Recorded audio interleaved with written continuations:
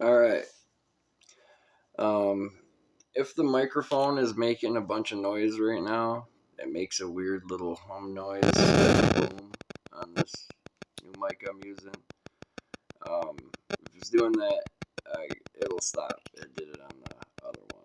Anyway, this is my first video of the vlog, you know, soon to be podcast. Speak on it. This is the first week. I've been meaning to do this for a while. For the subscribers that were already on the YouTube channel, Speak on it, because we do Rumble as well, or we're going to be doing Rumble as well. There's like 29 something subscribers, and I have changed the name of the channel several times and added things in the bio and changed it to a different name later on, just kind of mulling around what I was going to do for a channel, because I've been wanting to do a channel or a podcast or something for a while, and just haven't done it yet. So this is the first one. I'm going to stick with this one. The name Speak on it, speak on things that are going on. I'm a single dad, full-time, 24/7. I have my son. So I'm trying to find something that I can do from home full-time. And YouTube would be really awesome to be able to talk about the things that I like and be able to have my son on the channel maybe sometimes and,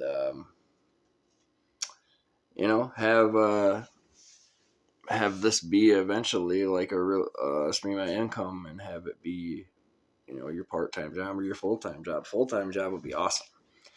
But anyway, enough of me yapping about stuff that doesn't have to do with this week's reviews. But I want to, cover some things about why the channel started this way. So anyway, enough of all that nonsense. So I'm Kyle, K2GR on other platforms. It looks like my light just turned off. I wonder how long the light is supposed to stay on. That's weird. Is that too bright? I don't know. Anyway, the very first review of this week is frickin' Prisoner in Russia, the Brittany Greiner story. I don't know why it took them 2 years to do this. 2 years. 4 years. It happened in 2020. Yeah. So, I still think we should have traded for the Marine. We should have got the Marine first. If there was a choice, one or the other, the Marine that, we have over in prison in Russia for longer and was a bigger asset to the country than a WNBA, star. That's just my opinion. I'm sure I'm not alone in that opinion. I thought the interview and stuff, it didn't really mean anything. She said the same thing that was transferred through all the news years ago. She accidentally put some cannabis cartridges in her bag. They were unopened. This is the one thing that I didn't know. Maybe a lot of you didn't know. They were unopened. They were in their cases still, just like you buy them from the dispensary. So she didn't have it on the electric part of the pen or anything. Like, say this is just a nicotine one, but say this was what she had. She had just the tanks, and just the tanks were in the packages still from the dispensary.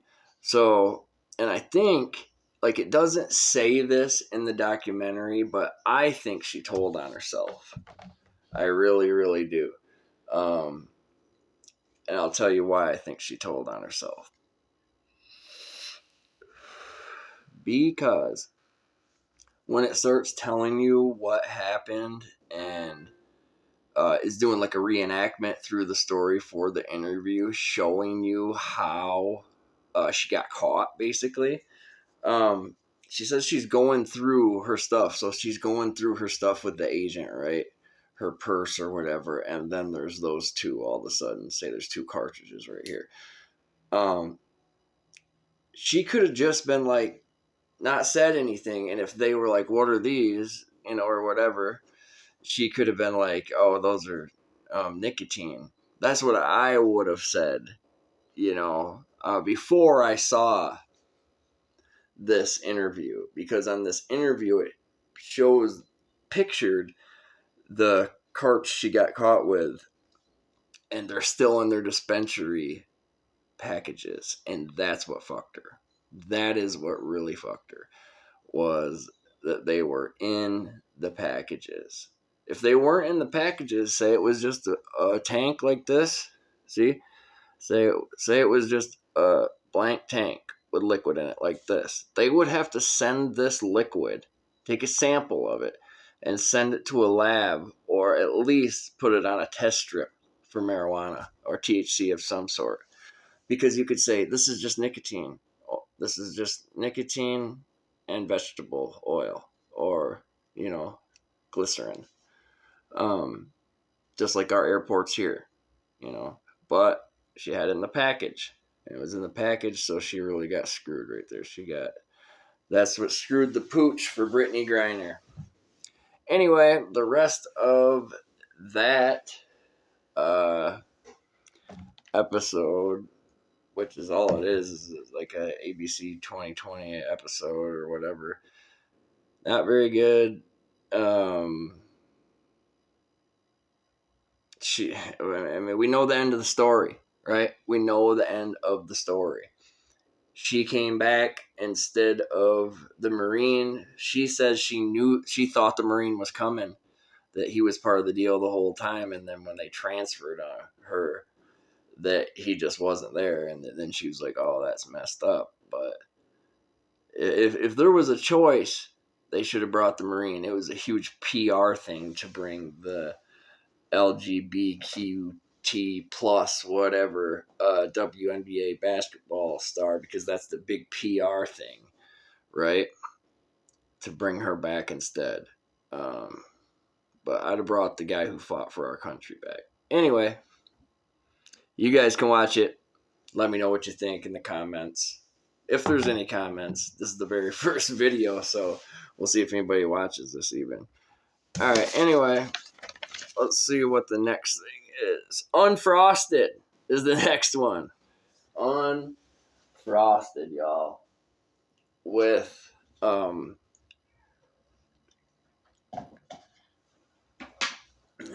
some comedians in it that run all in the Jerry Seinfeld circle. And I knew Jerry was in this movie, which this movie Unfrosted is on Netflix, and it's about the big cereal companies. And what's funny is I'm from Michigan, right?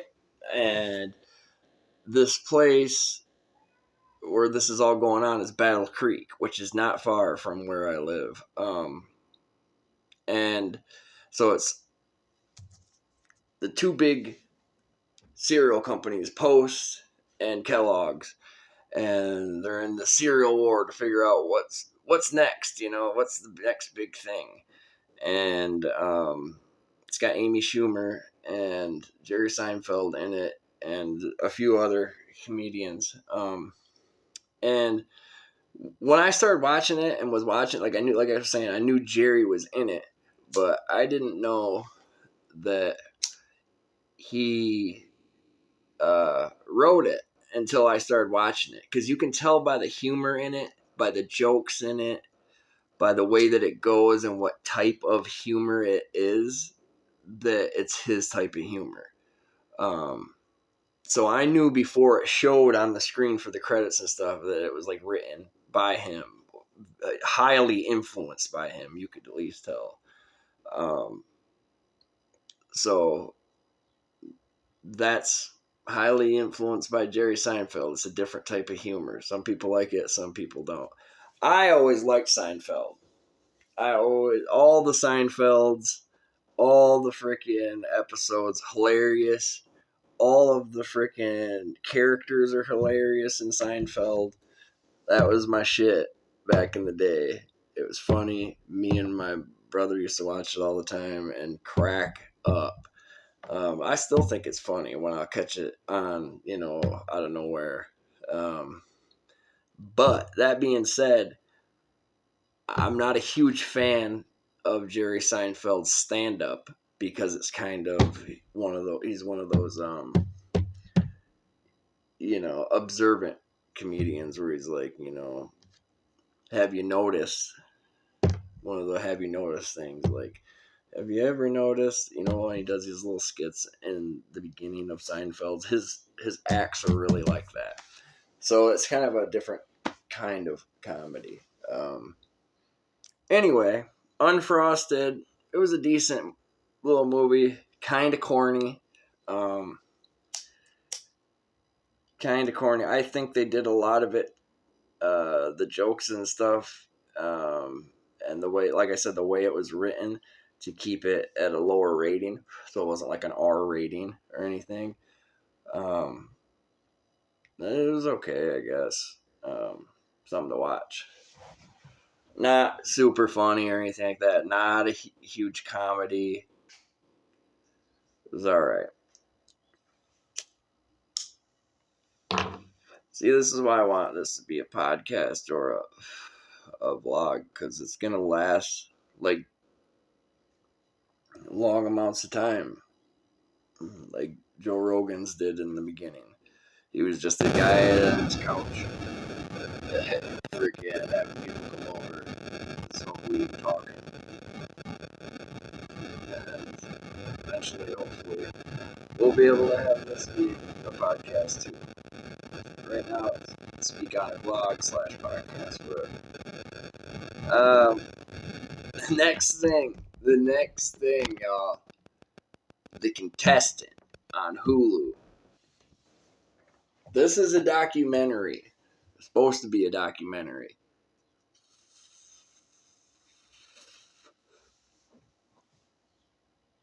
A documentary about, I think it's a Japanese guy. It's not China. I think it's Japanese. I think it's in Japan. Anyway, it's a documentary called The Contestant. And what it is like one of the very first real TV shows about like reality TV. And basically all it is this producer gets this guy to agree to all the terms of the show, which is basically just that he's going to be filmed and has to fill out contest entries in Japan and China. I think it's Japan. Anyway, let me look. I need a fact checker. Like, podcasts have a fact checker. I don't have one. Anyway, and my phone is what's recording this. So, anyhow, it's a contestant. So, he puts him in this room. It's like an apartment, right? Takes all his clothes so the guy's butt naked. And he has to survive off whatever people mail him. And he has to write letters to these companies because there were all these prize giveaways in Japan in the 90s or whenever this was. And so he's naked the whole time with the camera on him.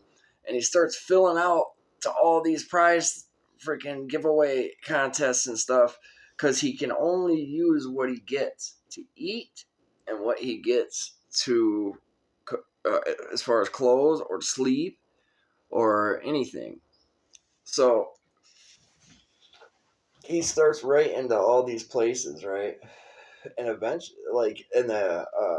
he starts getting little things to eat, uh, little prizes, until eventually someone sends him a bag of rice. He lives off that bag of rice for a while. And then he starts getting dog and cat food and stuff.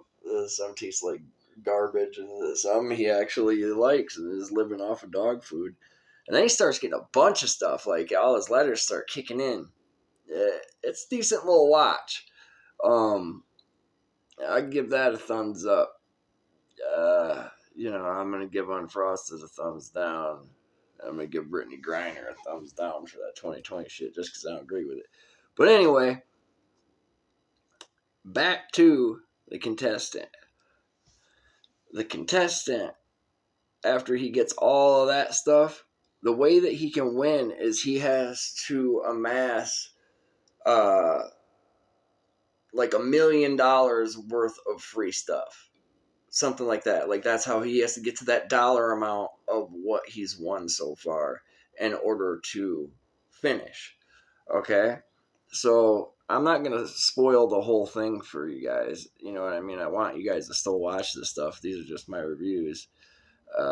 You can watch my stuff before or after you actually watch your shows. I'm not trying to be a spoiler on anything. But anyway, so he gets all done. He doesn't know. Producer knows. Comes in, wakes him up middle of the night. Brings him around, shows him a good time like he won, and he's thinking it's going to be over and all that. And then he does it to him again in another country. And he has to start over again and does it. Just think of the mental stuff that this would do to you because he's alone. Yeah, the camera's running.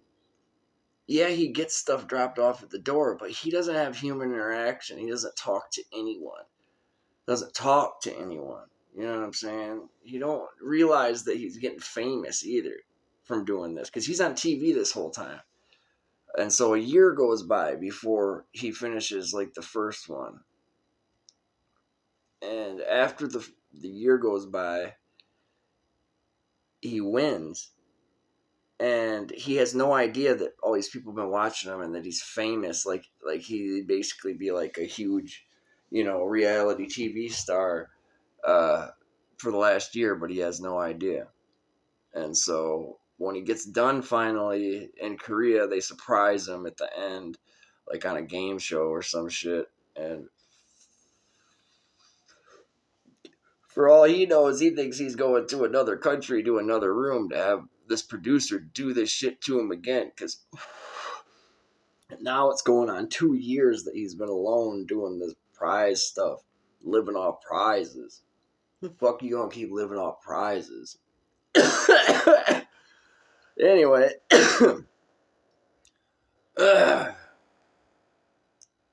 at the end, he ends up doing both things and actually winning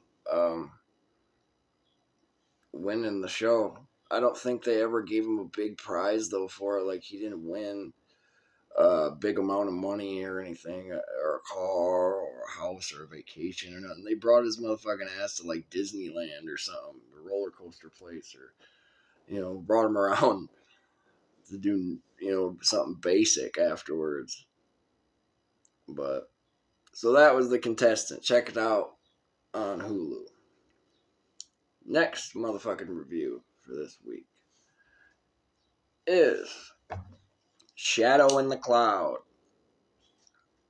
Shadow in the Cloud has that little chick, that little blonde chick, actress.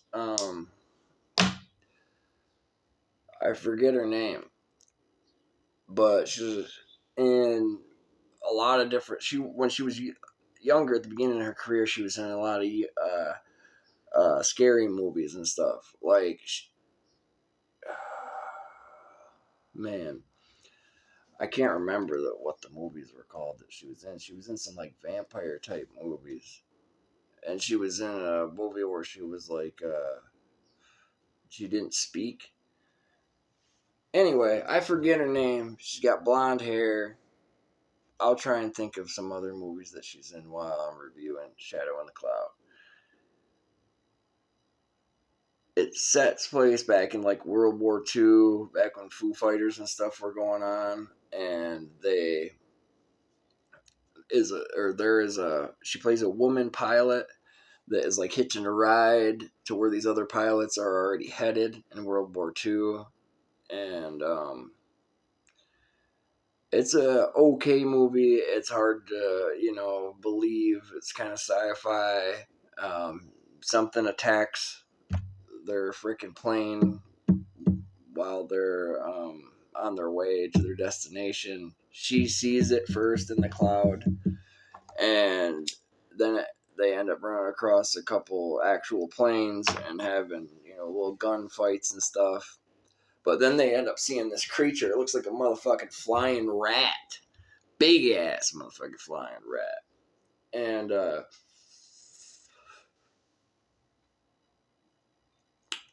she brought something on the plane, and it's supposed to be classified the whole time.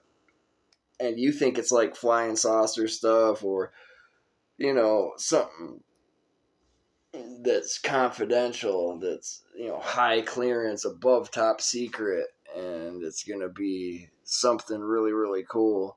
Because the whole time she's like, stay away from my package. Is my package secure? And worried about it.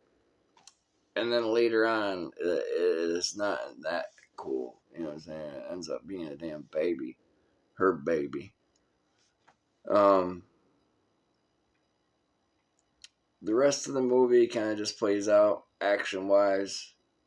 It ends up being okay. Like I said, again, something to watch. It's something to watch. It's nothing epic. It was an okay little movie. She was the blonde girl that played in Little Red Riding Hood when they just made that Little Red Riding Hood movie a couple years ago. Or a few years ago, 10 years ago, I don't know. Yeah, the blonde girl that plays that. She's in some other scary movies too that I can't remember. Like, anyway. After that, we're going to run back up. Guess where? Netflix. For Woke Folk. I watched it live. Cat Williams' new Netflix special. It's not his new tour, though. His new tour was just here last night. And I didn't go to it, but a lot of people that I know on my Facebook did. I got my son all the time, so I'm not about to bring him to a Cat Williams show. He's only 6 years old.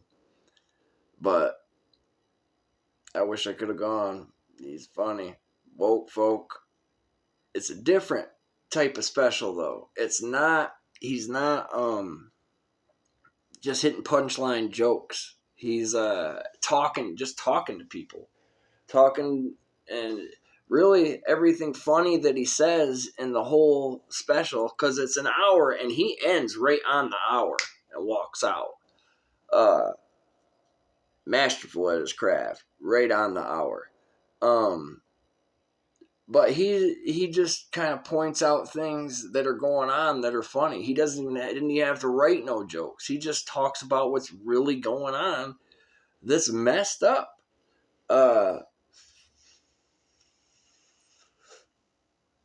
He talks about all the craziness that's going on in the world. And you laugh because it's really going on. It's funny because it's true. He don't have to say no jokes, no material. No material, people. None. None. Just the craziness of what's going on in the world. Like, I'm not going to ruin the shows and the specials for you, especially like Woke Folk and the specials they're going to have coming on, because we're going to review now that Netflix is doing live shows. Like, because first they did the Woke Folk live, right? Then they did the roast of Tom Brady. I'm going to be talking about that in a minute. But Netflix is doing live stuff. They're going to do the Tyson fight. Tyson versus Jake Paul. We all got on that? Let me know in the comments. In the motherfucking comments. Let me know. We'll see if anybody even watches. But we'll find out. woke folk, though, man. He talks about all the craziness with how many genders there can be, and all the craziness. He puts little slides up on the on the. He's got a big screen up there when he's talking, to reference things in the news as the receipts, like he likes to say. He shows you some receipts while he's talking about it. Uh, it's a good little special. Well, like I said, he's not out there telling a bunch of one-line jokes. He's talking about real things that are messed up, and a lot of it's only funny because it's true. What he's saying. But it was good. Let me get to the next thing here. The Great Wall. The Great Wall. That's on Netflix too. It has Matt Dillon? No. Matt Damon. Matt Damon in it. It's an okay little movie. Way different than what you'd think because it's called, The Great Wall. It's about the Great Wall of China. Turns out that they ended up putting up that wall to keep monsters out. A bunch of monsters. They have all these really cool freaking spinning aerial trapeze type ninja moves to kill the monsters, and it's a good little movie as far as those aerial scenes, the cinematography, and the way that it looks. Whoever choreographed that and the CGI behind that is really good. It's a decent little movie to watch. I give that a sideways thumb, almost all the way thumbs up. Just as something to watch, because you could watch that movie with your kids, with anybody. It's a surprise that there's monsters. There's a nice little story behind it. It's all right. Now we're on to the last thing I'm gonna talk about today. Before I start talking about other ones, I think I might have a few little things that I forgot that I'll bring up before I end this video. But roast of Tom Brady. Good one. Best roast that's been out in a long time. It really, really was best roast that's been out in a long time. They pulled some good jokes out of the bag that people put away for a long time. Because they were scared to hurt somebody's feelings. They said we went back in a time machine for a few years, and everybody was cool, and there was no complaining. And who knows now afterwards with all the reviews like this review, there's probably people complaining about it. I thought it was funny. All of it was funny. Everybody was funny that picked up the microphone. It was just good all the way around, the way it went. Shit was funny, man. A lot of Giselle jokes, ragging on Brady about losing Giselle and his kids, and a lot of that. But there was some real classic, good comedy in there. Funny comedy. Like, a couple of the people's turns were just really, really good. Surprisingly good. Freaking Kill Tony fucking went off on everybody. Kill Tony was funny. Dana even said some funny things. It was just good. It was just good. And the thing with these lives from Netflix is now just on Sunday for Mother's Day, they put Kevin Hart, Kevin Hart hosted the roast of Tom Brady. But right after that, they had a live I don't know if it was live actually, but they just released it on Mother's Day, and that was the Mark Twain Award, the comedy Mark Twain Award for comedy. They gave that to Kevin Hart, and so a lot of those people that were at the roast, and a lot of the goats in the comedy industry were there, paying homage to Kevin Hart. So way to go, Kevin Hart, for getting that. You're in everything. You got everything. So there's another thing. You got everything and a Mark Twain Award. Lucky little motherfucker.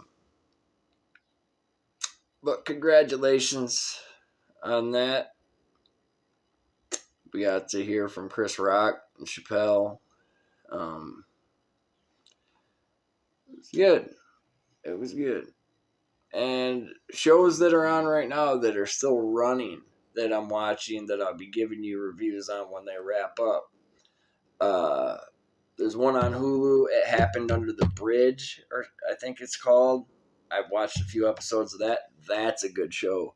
These are my recommendations. At the end of reviews, I'll do recommendations for things I'm watching. This is a definite Kyle recommendation right here. It Happened Under the Bridge. If you haven't been watching it, it's on Hulu. Check it out. I think it's only 3-4 episodes in. Try and have some time to watch, if you have an hour here or there, get a couple episodes in to get caught up because it's still playing. I think the episodes come out on Tuesdays or Wednesdays. It's good. It's real good. There's an American Idol that's playing right now. I'm not a big fan of American Idols, but I'm a big fan of music. And I like vocals. And so I usually will play it in the background, but I'll pay attention to the ones who are good. This year is going. I'm not a real big fan of it this year, but the Big Country guy I like. The Big Hoss country guy. And then the Jack Blocker, I think is his name, the bluesy dude that they were going to get rid of until the cast was like, what are you guys thinking? And called him back. So there's that. Those are my recommendations to watch for this week. There is a couple of other things I just can't think of them right now that are usually on that I check on. The ABC 2020 ones I usually do watch. Forever 17 is the last one that was just out. That was okay. If you like ABC, like the freaking, what are they? The 2020 episodes. The 2020 episodes is what they are. If you like that kind of stuff, because I like murder mysteries and all that, documentaries, things like that. There's a lot of people that like serial killer documentaries and true crime stuff too. So anyway, this is what my channel is going to be like. It's a start. It'll get better and better and better. This is the first episode. First time me ever trying to use this tripod and camera and everything. And these are my first reviews. It'll get better. I'll get better at it. I need a haircut, but my name's Kyle. This has been reviews on Speakonit.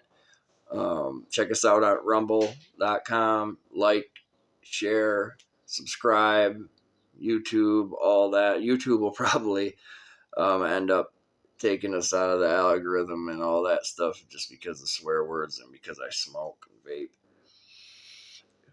and talk shit and everything else. But hey, it's a free country. It's supposed to be. That's why I really only care that we're successful on Rumble. So if you're seeing this on Rumble, please share it. Please subscribe, like, do whatever you have to do to make this channel successful and get out to the people that, like to watch TV and don't want to mess around and go through the whole process of watching something if it's going to be crappy. Let me tell you if it's going to be crappy or not, or if you should watch it. Just kidding. Do whatever you want, but I will watch most of the new things that are out and get back to you guys. Anyway, this is Speak On It. Talk to you later. Peace. Oops, the clicker didn't work. Bam! Bam! What is going on?